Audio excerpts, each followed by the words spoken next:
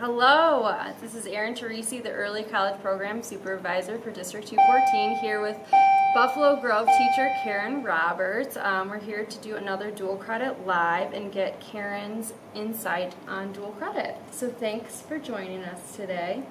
I just wanted to ask you how you, as a dual credit instructor, because you teach a dual credit class through National Louis, view dual credit. So to me, when I hear the words dual credit, I hear opportunity. Dual credit, I feel, has two paths, one could say. If you can walk out of high school with 9 hours of dual credit in business, and then you tack on hours in the core, your English, your math, Right. etc., you could definitely graduate from school early. So if we look at dual credit as an opportunity, it can be a financial gain. AP combined with dual credit, what have you. I'm getting out of school in 3 years, etc. The second path that I look at dual credit is more bang for your buck. So to me, college is to explore, and the 4 years you should enjoy and embrace. So I think you can grab minors. Yeah. You can double major. So you're coming in with opportunity already that will allow you to explore more or different. A pre-med major can tack on a business and a Spanish minor because of what they're coming in dual credit, etc. Yeah, that's really interesting. We have had students say like, oh, now I can fit in a year of study abroad. I can fit in some internships senior year. So the minors, starting a master's program early, all of those opportunities. That makes sense. So as your students are coming in next year, right, we're almost done with this year, do you wish that there was something you could tell them as like an entering dual credit student? So I think as a student, as parents, when you hear the words dual credit, it's still so in its infancy. I don't think that we have hit the surface just completely yet as to understanding the benefits of dual credit. So I think when I have students, or when I would talk to students, dual credit, like I said, I just keep tying that to opportunity. Knowing that you are able to take a college level class in a high school environment with the everyday interaction, with the rigor of the curriculum, that dual credit is going to provide and prepare no matter what you go on and do in that next level. So the opportunity that dual credit could give, and if you are approached with, do I take a dual credit or do I not take a dual credit? Hands down, every time my answer is yes, you take that dual credit, as I've done with my own kids in District 214. So it just equals opportunity. It's worth the time, it's worth the effort, it's worth the preparation, it's worth the rigor, because any next level, it's only going to provide benefit.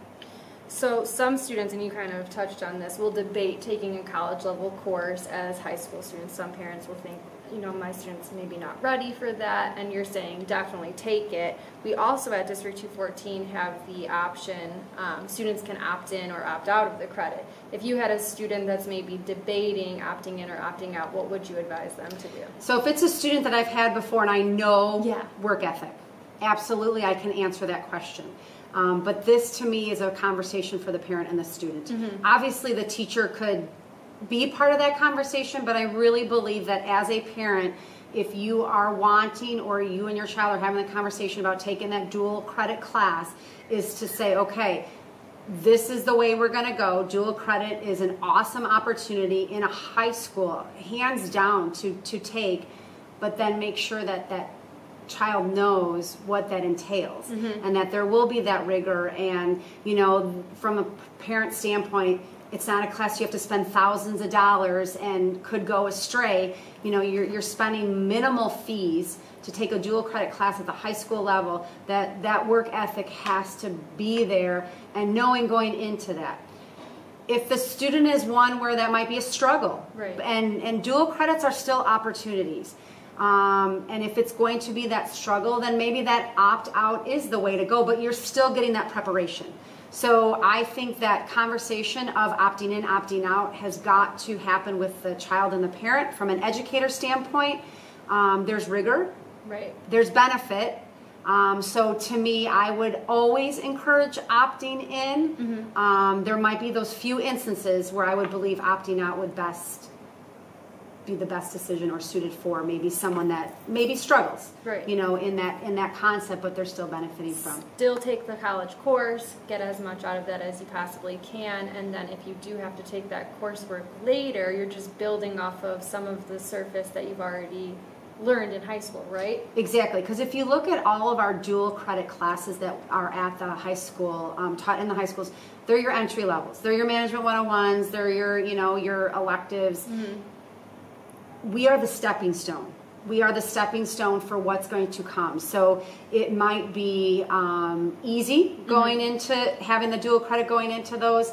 It might be a refresher, or it might be that foundation that you have that now that next level is not as challenging because you've been exposed to what that rigor looks like, what that college atmosphere looks like, what the dynamic is, and kind of that. So I look at us as we are that stepping stone at a very minimal cost, Yeah. not the thousands of dollars. Well, I think that was all of our questions for you, unless you had anything to add. It doesn't look like we've gotten any questions from the Facebook Live group. So just a reminder for everyone that we'll be back in Spanish on May 14th at 7 p.m. if you want to join us then. And as always, you can visit discover214.org to learn a little bit more about dual credit and all of the pathway opportunities at District 214.